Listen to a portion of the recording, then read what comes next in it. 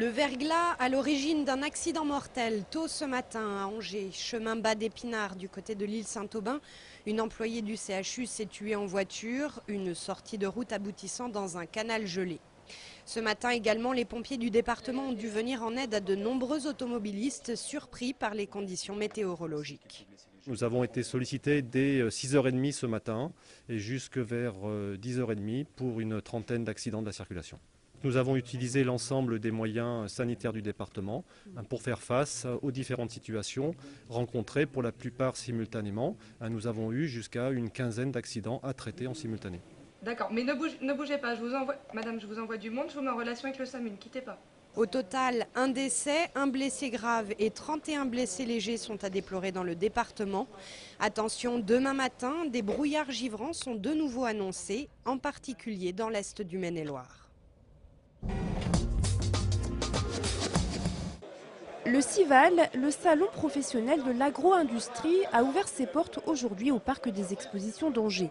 Ici, on trouve toutes les dernières innovations en matière de production agricole. Un exemple justement avec une nouvelle variété de chou, un chou qui résiste à cette maladie bien connue des agriculteurs, la hernie. La hernie, c'est un gros champignon qui empêche la plante de pousser.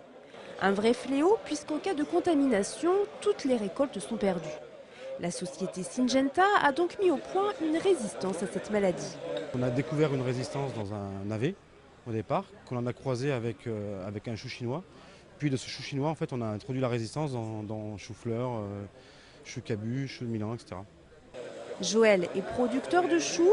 En 2007, il a perdu plus de 10% de sa récolte à cause de cette maladie.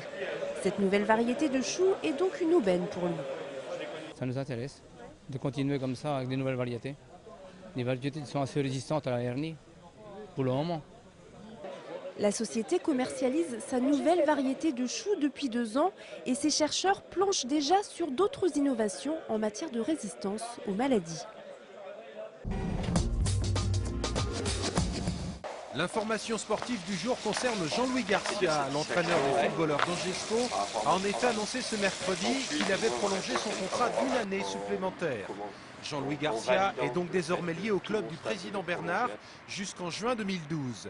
A noter que le staff technique qui accompagne l'entraîneur angevin a lui aussi été reconduit jusqu'à la même date.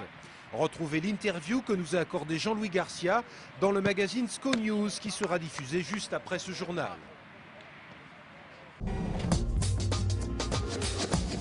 On est des compétiteurs, on a envie de rebondir et on est là aujourd'hui pour se perfectionner, pour apprendre.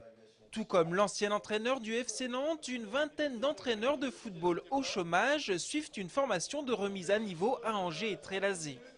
C'est l'UNECATEF, le syndicat des entraîneurs de football, qui organise cette opération baptisée 10 mois vers l'emploi. Cours d'anglais, cours d'informatique, analyse vidéo, mais aussi bilan de compétences sont au programme. Il est important de rester toujours dans la continuité de la formation du métier, d'une part. D'autre part, c'est l'occasion de rencontrer d'autres collègues qui sont dans le même cas et où on peut là également échanger des idées et voir des opportunités pour rebondir. C'est un moment pour eux privilégié, c'est peut-être un des seuls moments de leur carrière où ils prennent le temps de poser de la réflexion sur leur métier, sur leur devenir. Donc effectivement, c'est intéressant. Les enjeux financiers sont de plus en plus importants dans les clubs de football. Alors quand les résultats sportifs ne sont pas au rendez-vous, le premier homme qui fait office de fusible, c'est l'entraîneur. Aujourd'hui, 650 entraîneurs professionnels français exercent le métier et 170 sont au chômage. Il y a quasiment 35% ou 40% de personnes qui n'avaient jamais connu une inactivité entre le début de leur entrée dans le football, quand ils étaient stagiaires joueurs en formation, puis joueurs professionnels, puis entraîneurs. Cette inactivité soudaine est souvent vécue comme un échec personnel par les entraîneurs. Moi, c'est la première fois que je me retrouve dans cette situation-là. C'est pas simple. Oui. Il faut pouvoir se remettre en cause, il faut pouvoir faire le deuil, il faut pouvoir trouver une réponse ensemble, casser l'isolement parce que à un moment, rester à la maison, lire l'équipe, surfer sur Internet, c'est pesant. La formation s'étend sur 10 mois à raison de 3 jours de stage chaque mois. L'année dernière, 75% des entraîneurs qui ont suivi cette formation ont retrouvé un club. qui commence, moi personnellement, même le groupe, perdre contre les 3 cadors du championnat, il commence à vraiment être... ça suffit, quoi. Faut qu'on stoppe cette série.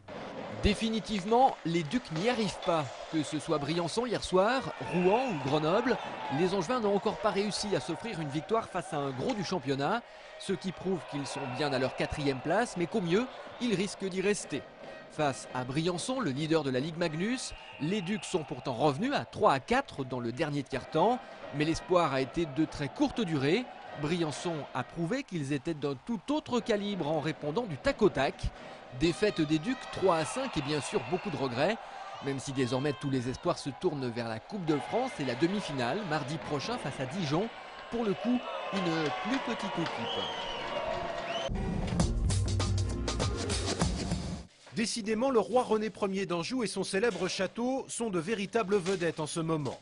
Rien de plus normal à cela puisque nous fêterons en fin de semaine le 600e anniversaire de la naissance de ce personnage.